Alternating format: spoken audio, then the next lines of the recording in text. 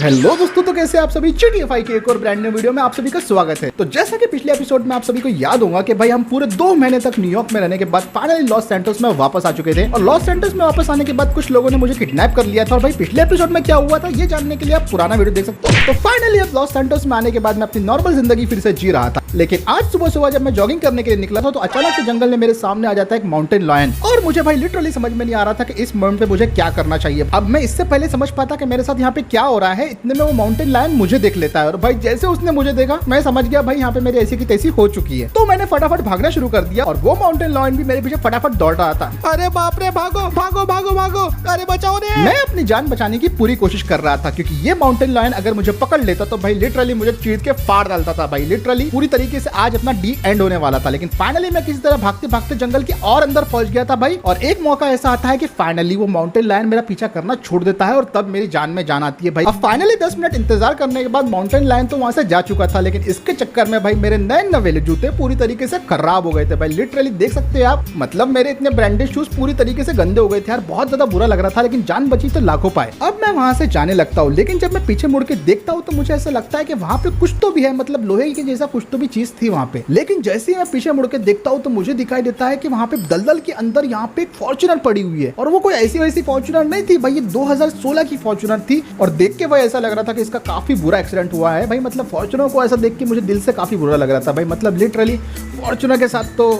ऐसा नहीं होना चाहिए था भाई। लग रहा था कि ये 5-10 साल से यहीं भी पड़ी हुई है। लेकिन जो लोग मुझे बहुत पहले से जानते हैं उनको मालूम है ऐसे कार्स देख के मेरे दिमाग में क्या ख्याल आता है। मैंने सोच लिया था कि ये गाड़ी मेरे काम आ सकती है और मैंने इसके लिए कुछ अच्छा प्लान भी करके रखा था जो मैं काफी दिनों से एग्जीक्यूट करने की कोशिश कर रहा था। तो फटाफट मैंने सबसे पहले अपने टू ट्रक वाले दोस्त को फोन लगाया और उससे बोलने लगा, हेलो भाई कहाँ पे है, तो जल्दी से काले जंगल की तरफ अपना टो ट्रक लेके आ जा। तो सामने से वो मुझे जवाब देने लगता है, ठीक है भाई आता हूँ लेकिन थोड़ा सा टाइम लग जाएगा। मैं उसे ठीक है बोल देता हूँ और उसके बाद मैं अपना फोन रख देता हूँ। तो भाई फाइनली पूरे 2 घंटे इंतजार करने के मेरा दोस्त फाइनली अपना टो ट्रक लेके आ जाता है। फिर मैं और मेरा दोस्त मिलके टो ट्रक से अपनी गाड़ी को टो कर लेते हैं और फॉर्च्यूनर को हम लोग वहां से लेके निकल पड़ते हैं। रास्ते में मुझसे मेरा दोस्त पूछ रहा था कि भाई तुझे हर बार ये गाड़ियां किस तरीके से मिल जाती है। तो मैं उसे बोलने लगता हूँ कि भाई जहाँ है वहाँ रहा है भाई। मतलब जहाँ मैं जाता हूँ गाड़ी मिल जाती है तो उसमें मेरी गलती थोड़ी है ना भाई। मिल जाती है, मेरी गलती हो सकती है? नहीं हो सकती ना। पूरे 2 घंटे ड्राइव करने के बाद फाइनली हम लोग पहुंच जाते हैं बबलू मैकेनिक की वर्कशॉप में। और बबलू मैकेनिक की वर्कशॉप को देखने के बाद तो मैं पूरी तरीके से दंग रह जाता हूँ। यहाँ पे इन्होंने अपनी वर्कशॉप को काफी ज्यादा अपग्रेड कर दिया था और यहाँ पे तो ऑलरेडी काफी सारे कार्स का काम चल रहा था भाई। मतलब मैं इसके पहले भी जब आता था तो बबलू भाई के पास 1-2 गाड़ियां रहते थे मुश्किल से। लेकिन यहाँ पे तो एक स्कॉर्पियो पे काम हो रहा था, एक स्विफ्ट पे काम हो रहा था, उसके अलावा बाकी सारे गाड़ियों पे भी काम हो रहा था। और भाई रॉयल एनफील्ड की बुलेट बाइक्स पे तो यहाँ पे बहुत सारे काम चालू थे, शायद से मॉडिफिकेशन, रिस्टोरेशन। मतलब बबलू भाई के तो 4 उंगली घी में और सर कढ़ाई में था भाई। और फिर मैं बबलू भाई के पास जाके उन्हें बोलने लगता हूँ, अरे बबलू भाई कैसे हो, तुम्हारी एक मदद चाहिए थी। क्या हुआ मूसा भाई, बोलो ना। वो मैं अपनी गाड़ी लेके आया हूँ रिस्टोर करवाने के लिए। आई एम सॉरी मूसा, लेकिन तू जो अभी बोल रहा है वो बिल्कुल भी पॉसिबल नहीं हो सकता। बबलू भाई पहले तो मेरी बात नहीं मान रहे थे और वो कह रहे थे कि भाई उनके पास ऑलरेडी काफी सारे कार्स अवेलेबल है, जो कि मुझे दिखाई दे रहा था अच्छे खासे गाड़ियों पे उनके पास काम चालू था। लेकिन मैंने बबलू भाई को बहुत रिक्वेस्ट किया कि भाई एक बार तो मेरी गाड़ी को देख लो भाई, मुझे बहुत दिनों से फॉर्च्यूनर की इच्छा है, मैंने इतने दिनों से फॉर्च्यूनर लिया भी नहीं, तो भाई एक बार मेरी गाड़ी को देख लो। तो फाइनली फिर मैं बबलू मैकेनिक को मना के अपनी फॉर्च्यूनर के पास लेके आ जाता हूँ। और फिर मुझे बबलू मैकेनिक बोलने लगते हैं, अरे बाप रे बाप बाप, अरे बाप रे बाप बाप, टोयोटा फॉर्च्यूनर, इस पे तो अच्छा काम करना पड़ेगा। बबलू मैकेनिक के हिसाब से गाड़ी तो रिस्टोर हो जाने वाली थी लेकिन इसके मैक्सिमम पार्ट्स पे जंग लग चुका था। तो मतलब सारी की सारी चैसी, बॉडी शेल और बहुत सारी चीजें बदलनी होंगी। तो बबलू मैकेनिक ने कहा कि इस गाड़ी पे लगभग 5 से 10 लाख रुपए खर्चा आ सकता है। और ऑब्वियसली आई भी क्यों ना, मतलब 50 लाख की गाड़ी है भाई, तो इसके ऊपर 10 लाख खर्चा आना आम बात है। तो फिर बबलू भाई ने बोला कि ये अगर तुमको प्राइसिंग जमती होंगी तो ही मैं करूंगा। तो मैंने बोला ठीक है भाई, अगर आप कर सकते हो तो कर दो यार, क्योंकि मुझे तो भाई बहुत दिनों से फॉर्च्यूनर की इच्छा तो थी। बहुत दिनों से मैं एक अच्छी फॉर्च्यूनर लेना चाहता था लेकिन न्यूयॉर्क में जाने से पहले मेरे पास जो पैसे की तंगी आ गई थी ना भाई, उसके वजह से मैं बिल्कुल नहीं ले पाया। फाइनली फिर मैं बबलू मैकेनिक को बोला ठीक है भाई, डील डन करते, तुम इस फॉर्च्यूनर को वैसे ही बनाओ जैसे मैं बता रहा हूँ। तो अब बबलू भाई और मैं गाड़ी को धक्का मारते हुए किसी तरीके से अंदर लेके जाते हैं और फिर उसके बाद बबलू भाई फॉर्च्यूनर का इंस्पेक्शन करना शुरू कर देते हैं। मतलब भाई वो लिटरली एक एक चीज को चेक कर रहे थे कि भाई गाड़ी के अंदर कहाँ पे डैमेज है। और 2 घंटे तक पूरी गाड़ी को इंस्पेक्ट करने के बाद बबलू मैकेनिक मुझे बोलने लगते हैं, अरे मूसा, गाड़ी का इंजन तो एकदम खराब होके पड़ा है, इस पे तो और भी खर्चा लगेगा।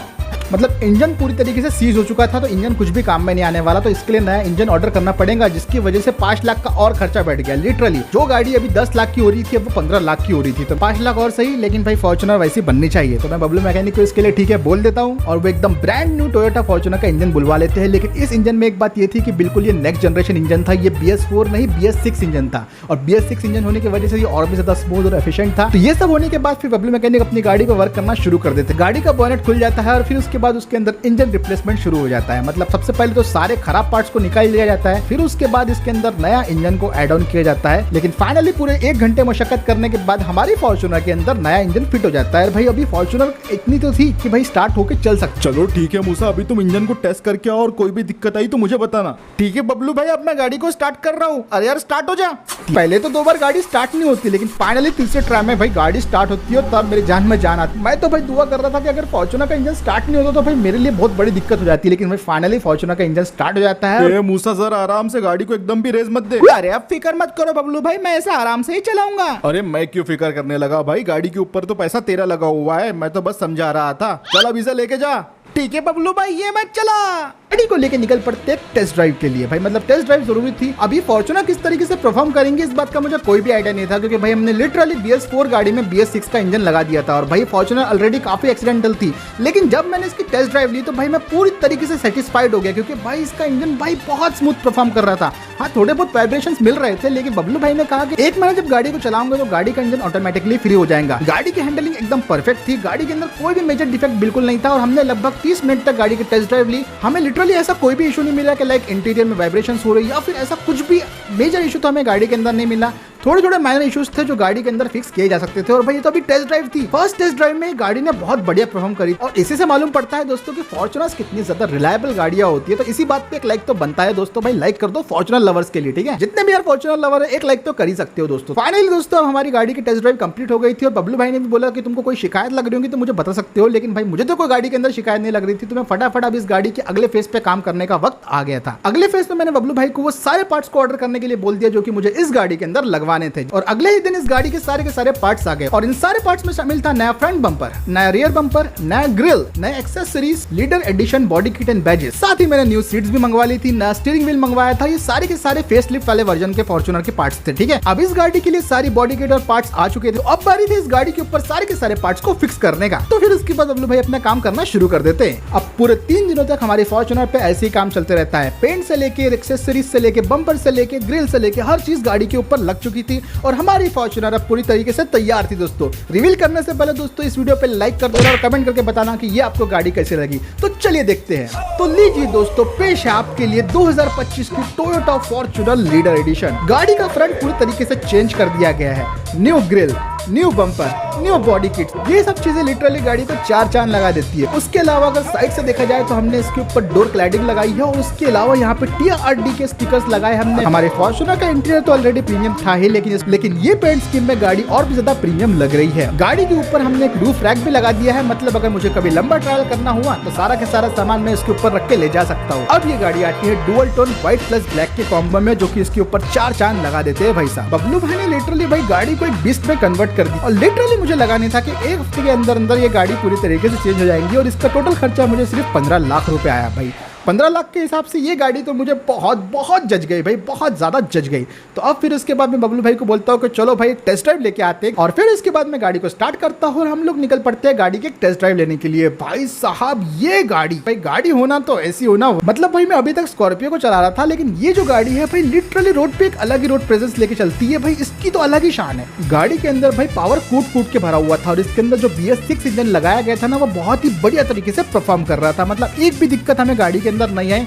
पहले 30 मिनट तक तो हमें इसे सिटी में टेस्ट किया, तो फिर उसके बाद हमने ऑफ रोडिंग करी और भाई ऑफ रोडिंग में भी गाड़ी ने बहुत अच्छे से परफॉर्म करी। इसके अंदर जो हमने नए सस्पेंशन लगाए थे वो सारे के सारे शॉक्स को पूरी तरीके से एब्जॉर्ब कर ले रहे थे और भाई गाड़ी के अंदर उतना तो कुछ मालूम पड़ता नहीं था कि मतलब राइड एंड हैंडलिंग क्वालिटी एकदम सुपर हो गई थी इस गाड़ी की भाई। लिटरली मतलब ओरिजिनल फॉर्च्यूनर में भी इतना मजा नहीं आ रहा था जो कि मुझे इस गाड़ी को चलाने में आ रहा था। एकदम हैवी बीस्ट लग रही थी वो। और जंगल में पहुंचने के बाद तो मुझे मालूम पड़ गया कि भाई इस गाड़ी से बेहतर कोई गाड़ी नहीं हो सकती। अब तो मुझे मन कर रहा था कि भाई एक बार तो ऑफ रोड ट्रिप पे अपने दोस्तों के साथ मिलकर निकलना चाहिए। तो अगर आप ऐसा ऑफ रोड ट्रिप चाहते हो तो दोस्तों एक बार कमेंट सेक्शन में जरूर बता देना। वैसे मैं चाहूँ तो इस गाड़ी को दिन भर चला सकता हूँ, लेकिन इस गाड़ी का एवरेज उतना भी खास नहीं है कि मैं इसे दिन भर चला सकूँ भाई। मतलब कुछ ना कुछ तो इस गाड़ी के अंदर होना ही था और वही इसका एवरेज है जो मुझे चलाने से रोक देता है गाड़ी को। भाई मैं क्या कर सकता हूँ, इतने पैसे भी नहीं है कि भाई दिन भर गाड़ी चलाते रहो, लेकिन गाड़ी काफ़ी बढ़िया है। 15 लाख में ऐसी गाड़ी मिलना इम्पॉसिबल है भाई और ये सारे के सारे सेगमेंट को बीट कर देंगे भाई। अपनी फॉर्च्यूनर नेक्स्ट लेवल है। तो फिर बस दोस्तों आज का वीडियो यहीं पे खत्म करते हैं। उम्मीद है आज का ये वीडियो आपको पसंद आया होगा। तो अगर आपको ये वीडियो पसंद आया तो इस वीडियो पे एक लाइक कर दो, शेयर कर दो। चैनल को देख रहे हो दोस्तों पहली बार तो सब्सक्राइब करना बिल्कुल भी मत भूलना। और मैं मिलता हूँ आपसे अगले वीडियो में। और आपको ये वीडियो कैसा लग रहा है भाई जरूर कमेंट करके बताना। थोड़ा फेस के साथ बना रहा हूँ, थोड़ा नया नया एक्सपीरियंस है, तो भाई जो भी गलतियाँ होंगी उसके लिए माफ करना। लेकिन भाई मैं अपनी पूरी कोशिश कर रहा हूँ कि आपको बेस्ट कंटेंट दे सकूँ। तो इसी के साथ मैं आपसे मिलता हूँ अगले वीडियो में। तब तक के लिए अपना ख्याल रखिए।